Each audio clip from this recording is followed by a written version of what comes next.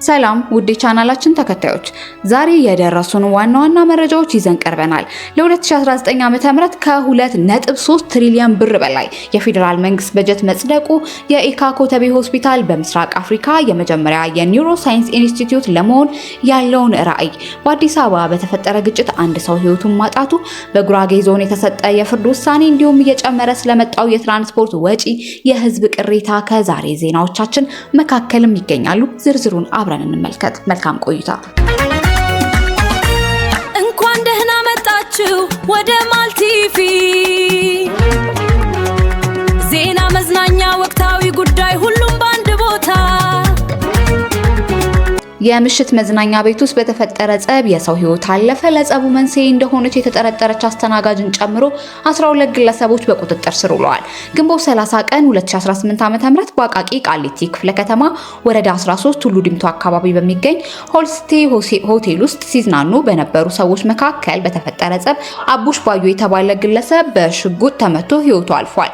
ፖሊስ ከወንጀሉ ጋር በተያያዘ 12 ሰዎችን በቁጥጥር ስር አውሎ ምርመራውን አጠናክሮ ቀጥሏል።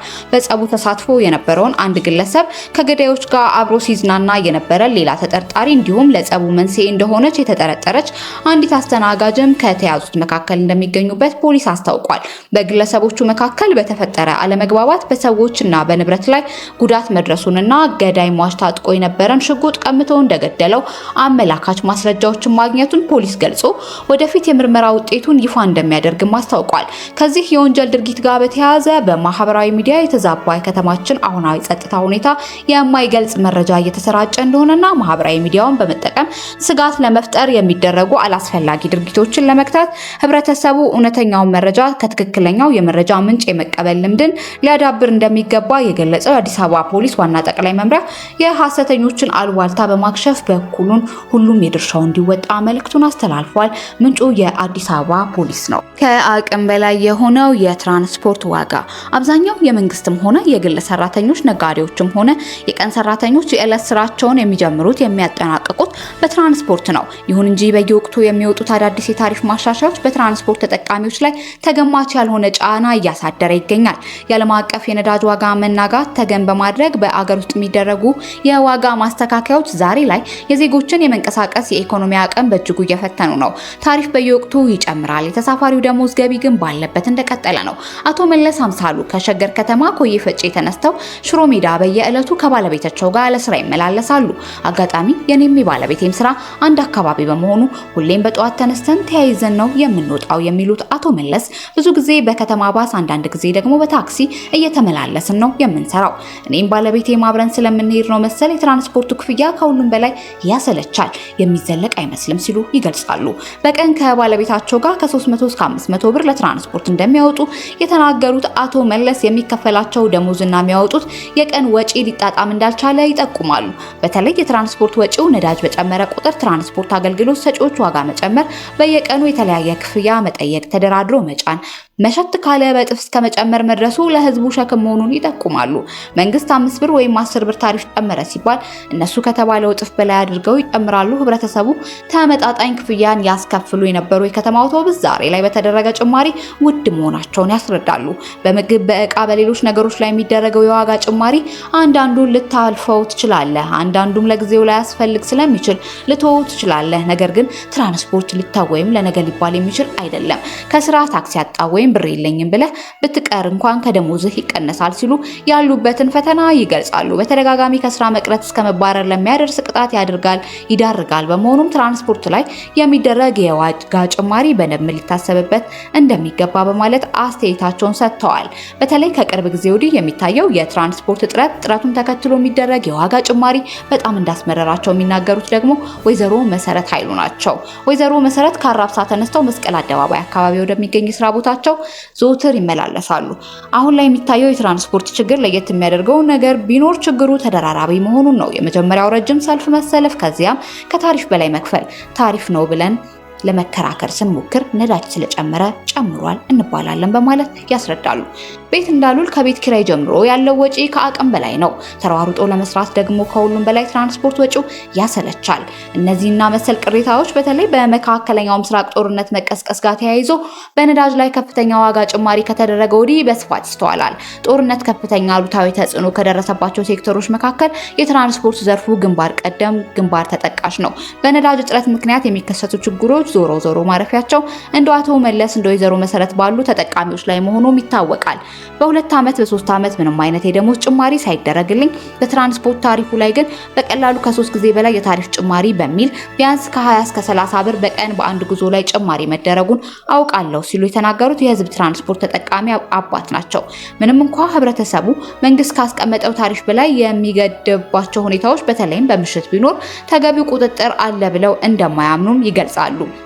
እነዚህንና መሰል ከህብረተሰቡ ከአሽከርካሪ የተነሳ ጥያቄ በተለይ የነዳጅ አቅርቦትን ተስተካክሏል ከተባለ ወዲህ ያሉ መሻሻሎች ካሉ ምላሽና ማብራሪያዎችን ለማግኘት ጉዳዩ እንደሚመለከተው የአዲስ አበባ ትራንስፖርት ቢሮ ምላሽ ለማግኘት ሐሙስ ግንቦት 20 ቀን 2018 ዓ.ም ከሰዓት በቢሮ ብንገኝም ከምርጫው ጋር የተያያዙ ጉዳዮች ስለሚበዙ በወቅቱ መረጃ ለመስጠት እንደማይችሉ በቃል አሳውቀውናል። ዘገባው የሪፖርተር ጋዜጣ ነው። ለፌዴራል መንግስት የ2019 በጀት ከ2.3 ትሪሊዮን ብር በላይ ቀረበ። የሚኒስትሮች ምክር ቤት ለፌዴራል መንግስት ለቀጣዩ 2019 ዓ.ም በጀት ከ2.3 ትሪሊዮን ብር በላይ አጸደቀ። ዛሬ ሰኔ 3 2018 ዓ.ም በተካሄደ 56ኛ መደበኛ የሚኒስትሮች ምክር ቤት ስብሰባ ላይ በቀረበው የፌዴራል መንግስት 2019 ረቂቅ በጀት ላይ በሰፊው ከተወያየበት በኋላ ግብአቶችን በማከል ወደ ህዝብ ተወካዮች ምክር ቤት እንዲተላለፍ በሙሉ ድምጽ መወሰኑ ተገልጿል። ለመደበኛ ወጪዎች፣ ለካፒታል ወጪ፣ ለክልል መንግስታት ድጋፍ እንዲሁም ለዘላቂ የልማት ግቦች ማስፈጸሚያ ድጋፍ የሚውል 2 ትሪሊዮን 339 ቢሊዮን 268 ሚሊዮን 126738 ብር በጀት ለምክር ቤቱ ቀርቦ መጽደቁ ተገልጿል። የፌዴራል መንግስት ለ2018 ዓ.ም በጀት ዓመት የመደበው 1.93 ትሪሊዮን ብር ነበር። የጠቅላይ ሚኒስትር ጽሕፈት ቤት በማህበራዊ ሚዲያ ገጹ ባወጣው መግለጫ 2019 ዓመት የፌዴራል መንግስት በጀት 2018 ዓመት በጀት ዓመት የፕሮግራም በጀት አፈጻጸምን መነሻ በማድረግ መዘጋጀቱን ይገልጻል። በቀጣይ ሊኖር የሚችል የማህበራዊ ኢኮኖሚ ትራንስፎርሜሽን አቅጣጫዎች፣ ዓላማዎች እንዲሁም በመንግስት የተቀመጡ ግቦችን ለማሳካት የመንግስት የፋይናንስ አቅምና አስፈጻሚ መስሪያ ቤቶች ከተሰጣቸው ተልዕኮና ኃላፊነት አንጻር የሚያስፈልገውን ወጪ በመገምገም ተዘጋጅቶ መቅረቡ ተመልክቷል። ምክር ቤቱ ከ2019 እስከ 2023 ዓ.ም በሚኖረው የማክሮ ኢኮኖሚ ፊስካል ማዕቀፍ ላይ እንደተወያየ ጠቅሶ የማክሮ ኢኮኖሚ ሪፎርም ተግባራዊ ከተደረገ ወዲህ የኢትዮጵያ ኢኮኖሚ ካሉበት ተግዳሮቶች እየተለቀቀና የኢኮኖሚ መሰረቶችም እየተጠናከሩ መጥተዋል ብሏል። በኢኮኖሚ ሪፎርሙ የተገኙ አበረታች ውጤቶችን ይበልጥ አጠናክሮ ለማስቀጠል እንዲሁም ዋና የማክሮ ኢኮኖሚና ፊስካል ታሳቢዎችን በመስራት የ2019 ዓ.ም በጀት ዓመት የፌዴራል መንግስት በጀት መነሻ መሆኑ ተጠቅሷል።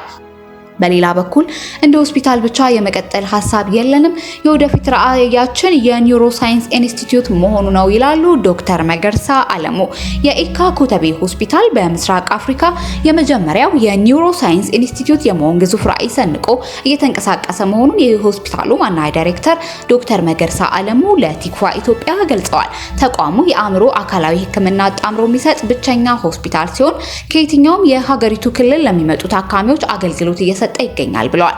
በኮቪድ-19 ወረርሽኝና በሰሜኑ ግጭት ወቅት በደረሰበት ጫና ምክንያት በጤና ሚኒስቴር አማካኝነት በ85 ሚሊዮን ብር ወጪ የተደረገለት እድሳት ተጠናቆ አሁን ላይ ወደ ስራ መግባቱን አመልክተዋል። እንደ ዶክተር መገርሳ ገለጻ ተቋሙ በአሁኑ ወቅት የኦፕሬሽን ክፍሎችን ከ5 ወደ 10 ያሳደገ ሲሆን የሶስት ተገዦች ተኝተው የሚታከሙበት ማዕከል፣ ዘመናዊ የጨቅላ ህጻናት ህክምናና አዲስ ማይክሮባዮሎጂ ላቦራቶሪ አደራጅቷል። በአሁኑ ወቅት 360 አልጋዎች ከ90 በላይ ስፔሻሊስት እና ሰብ ስፔሻሊስት ያሉት ሆስፒታል የራሱን ፍላጎት አሟልቶ ሌሎቹንም መርዳት የሚችል ግዙፍ የኦክሲጅን ማምረቻ ፕላኔት እንደተከለ አብራርተዋል። በተጨማሪ አካባቢን የሚጠብቁ ቆሻሻ ማስወገጃ ፕላንቶች ግንባታ ላይ የሚገኝ ሲሆን አገልግሎቶቹን 80% በዲጂታል መንገድ እያከናወነ እንደሚገኝ ዶክተር መገርሳ ገልጸዋል። ሆስፒታሉ በሚቀጥሉት 5 እስከ 10 ዓመታት ውስጥ የአእምሮ ነርቭ እንዲሁም የአንጎልና የነርቭ ቀዶ ህክምናን በማቀናጀት የኒውሮ ሳይንስ ኢንስቲትዩት የመሆን እቅዱ በጤና ሚኒስቴር እውቅና አግኝቷል። ይህን የረቂቅ የረቀቁ መሳሪያዎችና ከፍተኛ የሰው ኃይል የሚጠይቀውን ራዕይ ለማሳካት ከቅዱስ ጳውሎስ ሆስፒታልና አሜሪካው ባሮ ኒውሮሎጂካል ኢንስቲትዩት ጋር የመግባቢያ ስምምነት መፈረሙን አሳውቋል።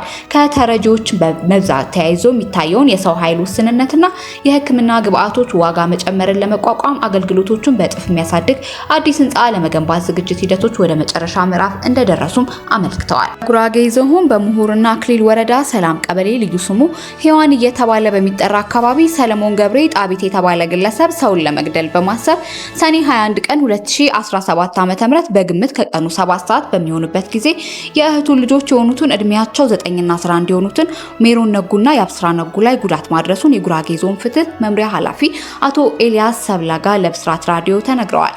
ጉዳዩ የተፈጸመው እቤት ውስጥ ቁጭ ብለው ምግብ እየበሉ ባለበት አንደኛ ህፃን ሜሮን ነጉን በዱላ ጭንቅላቷን 2 ጊዜ በመምታት በጭንቅላቷ ውስጥ ደም እንዲፈስ የአንጎል መቀጥቀጥና የጭንቅላት አጥንት ስብራት እንዲደርስባት ያደረገ ሲሆን በተደረገላት የህክምና እርዳታ ህይወቷ የተረፈ በመሆኑ በወንጀል ህግ 27 እና 539 1 ሐመሮሃ መሰረት ክስ ተመስርቶባታል። በመቀጠል ህፃን የአብስራ ነጉን በዱላ የተለያየ የሰውነት ክፍሏን በመምታት በተጨማሪ ለዚህ ዓላማ ይዞት በሄደው ህፃን አማረ ታደሰ በማስመታት ህይወቱ እንዲያልፍ ያደረገ በመሆኑ በወንጀል ህግ 539 ህዝባር 1 ሀ መሰረት የጉራጌ ዞን ፍትህ መምሪያ አቃቢ ህግ 2 ተደራራቢ ክሶችን በመመስረት በጉራጌ ዞን ከፍተኛ ፍርድ ቤት ክስ አቅርቦበታል። በክስ ዝርዝሩ ላይ የተከሳሽ ንብረት ትካፈለኛለች በማለት ድርጊቱን ፈጽሟል። ክሱን ያደረሰው የጉራጌ ዞን ከፍተኛ ፍርድ ቤት የተከሳሽን የእምነት ቃል ሲቀበል ተከሳሹ ወንጀሉን ስለመፈጸሙ ክዶ የተከራከረ በመሆኑ የአቃቢ ህግ ማስረጃዎችን ቀርበው ተሰምተዋል። በዚህ መሰረት የቀረቡት የአቃቢ ህግ ማስረጃ ተከሳሽ የወንጀል ድርጊቶቹን ስለመፈጸሙ ያስረዱ በመሆኑ ተከሳሽ እንዲከላከል ብይን ሰጥቷል።